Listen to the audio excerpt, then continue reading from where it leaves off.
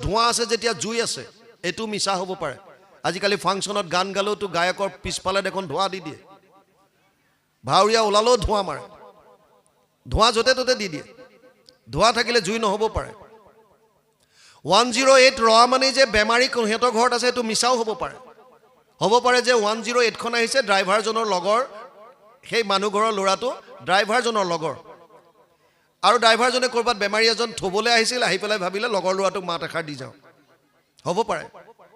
মানে অনুমান প্ৰমাণো মিছা হ'ব পাৰে যেতিয়া প্ৰত্যক্ষ প্ৰমাণ গ্ৰহণযোগ্য নহয় অনুমান প্ৰমাণ গ্ৰহণযোগ্য নহয় আৰু উপমান প্ৰমাণ গ্ৰহণযোগ্য নহয় তেতিয়া ভাৰতীয় দৰ্শনে কৈছে এটা প্ৰমাণ আছে শেষ যিটো সবে মানিব লাগিব বাউণ্ড সেইটো হৈছে শব্দ প্ৰমাণ বা শাস্ত্ৰৰ প্ৰমাণ শাস্ত্ৰ মানে কোনখন শাস্ত্ৰ মানিব ইয়াত দিছে তিনটা প্ৰস্থান খুব ভালকৈ শুনিব তিনটা প্ৰস্থান মানে তিনটা মাৰ্গ প্ৰস্থান মানে মাৰ্গ প্ৰথম কৈছে শ্ৰুতি প্ৰস্থান শ্ৰুতি বেদক কয় বেদৰ সাৰমৰ্মখিনি তাৰ শেষৰ পাৰ্টত আছে বেদ 4খন ঋগ সাম যজুৰ অথৰ্বৈক্য চতুৰ্বেদ ঊৰ্ধ্বতে ভাৰত পুৰাণম চ পঞ্চম বেদ উচ্যতে 1:4:20 ভাগৱত প্ৰথম স্কন্ধ চতুৰ্থ অধ্যায় 20 নম্বৰ শ্লোক ভাগৱত ঋগ বেদ সাম বেদ যজুৰ বেদ অথৰ্ব বেদ 4খন বেদ আছে যদিও পুৰাণ আৰু মহাভাৰতক পঞ্চম বেদ বুলি ব্যাসদেৱে ঘোষণা কৰিছে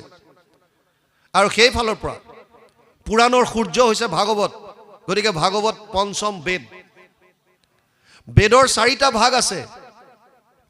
এটা ভাগত মন্ত্ৰবিলাক আছে যিবিলাক যাগ যজ্ঞ পূজা পাতলত মন্ত্ৰ উচ্চাৰণ কৰে